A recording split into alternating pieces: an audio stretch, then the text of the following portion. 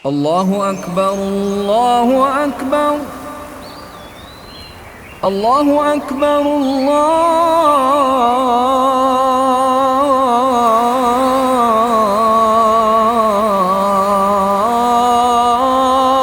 أكبر.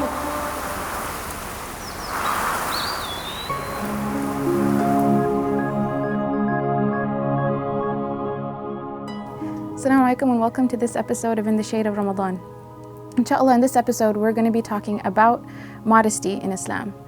And that is one of the most important qualities, one of the most important values that we have in Islam.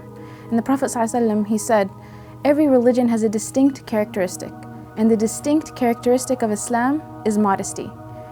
And subhanAllah, when we look around the world today, whether you're in the East or you're in the West, one of the things that is very distinctive about a practicing Muslim is their modesty.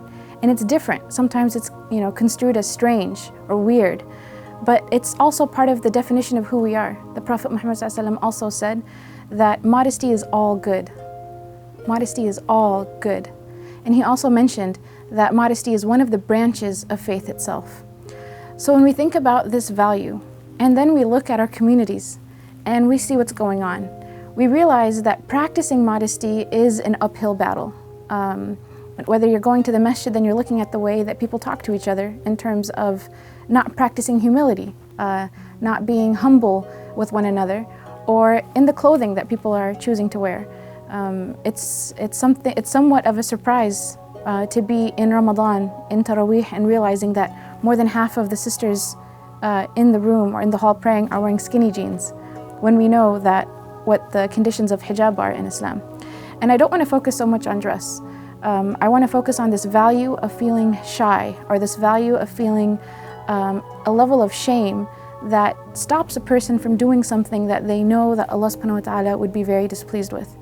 And there's external modesty, which is expressed through clothing and the way that a person carries their body, as well as through their character. And when you think about character, again, sometimes people think we're just talking about people who are flirtatious or people who are using bad words, and that's immodest. But it's not just that. You can be a very practicing Muslim, you can be a sheikh, you can be a teacher, and if you always need to be center of attention, it's not very modest. If you always need to be the loud one talking, the loud one everyone's looking at, the show off, that's not very modest. And so modesty goes beyond just the gender relations issue.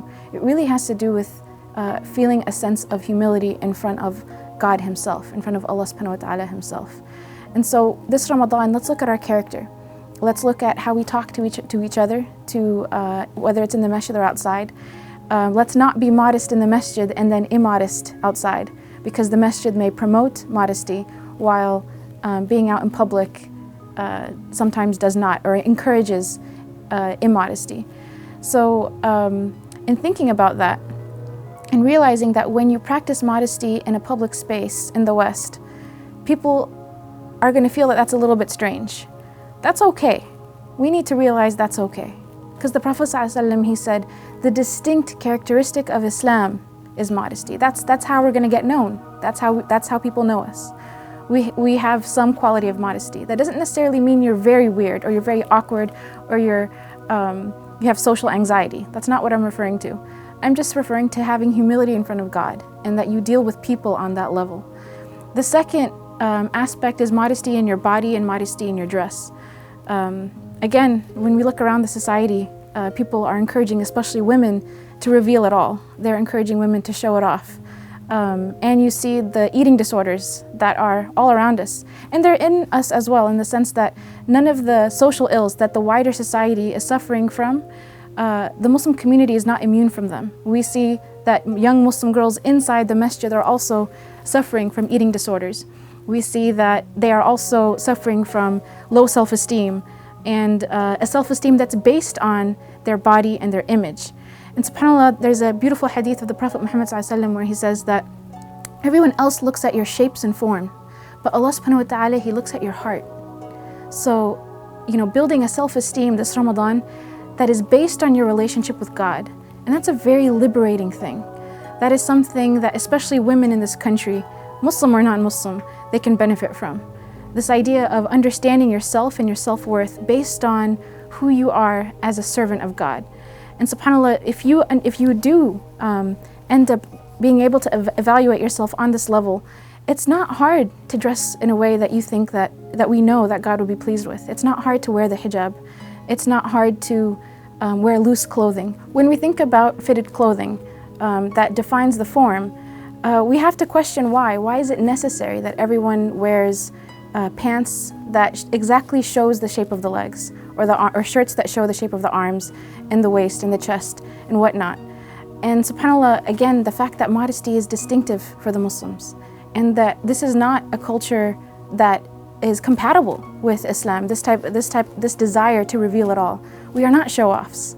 Our bodies are not meant to be sold or displayed for others. We have an understanding of our body and our dress that is derived from our understanding of God Himself and what He wants from us. So when you get up in the morning and it's time to get ready, don't just wear good clothing to the masjid for Taraweeh. Try to wear something, and I'm not saying you have to wear jilbab. I'm not saying you have to wear clothing from the Middle East. Wear clothing that's from America, from the stores here in America, but just try to fulfill those conditions of being loose such that it doesn't reveal your actual form. And think about this concept that I heard a sheikh saying once. He said, when you get dressed in the morning, try to wear something that you feel you could walk into the gates of paradise with. Try to wear something that you can walk into the gates of paradise with. And external modesty itself is something that can only truly be derived from internal modesty. And the Prophet Muhammad ﷺ, he said that if you have no shame, then do whatever you want. And I think this is a really important thing for us to reflect on, that if we have no shame, we can easily do anything that Allah subhanahu wa ta'ala is displeased with. But there's a story that affected me. And when we're thinking about modesty, it's also important that we're humble about it, that we're not judgmental about it. There was a story of some young Muslims who were actually caught in a conference in a hotel room. And they were denying everything. And finally someone brought a Quran to them and said, swear on the Quran that what you were doing was appropriate. And up until that point, people who had witnessed the situation said, we just thought they were the worst people because look at what they're up to. And they're lying, and everyone knows they're lying. But when they brought the Quran to them and asked them, please swear on the Quran, all parties refused to do so. Not a single one of them would dare touch the Quran and swear to something that was a lie. And so subhanAllah, it was this element, this shame that they still had, that they still carried inside of them, that stopped them from doing that. And at that point, the people dealing with them realized, no, everyone makes mistakes, but there's still good in these people. So even if you're someone who makes mistakes all the time, as all humans do, realize there's still good inside of you. If you can look inside and realize that you do have some shame in front of God, that you wouldn't ever put your hand on the Quran and swear to a lie, for example. That's something to grow on. And this Ramadan, take a moment to reflect on this sense of shame and growing a sense of shame in front of God.